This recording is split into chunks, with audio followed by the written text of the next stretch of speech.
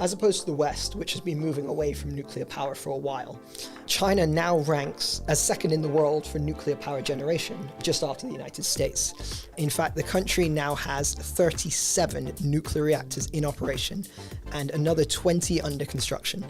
This investment in nuclear energy is part of China's larger effort, so to speak, to move away from traditional fossil fuels and more into renewables. But obviously, renewables can be weather dependent, so they need an option when the sun doesn't shine and the wind doesn't blow. This investment in technologies that the West has a little bit moved away from is actually something we see also with coal power plants in China. So yes, China does need to move away from coal. But one thing that is often omitted from the conversation is a lot of the power plants, especially the new built power plants in China, are some of the most efficient coal power plants on Earth. China, for example, has nearly 100 ultra supercritical plants.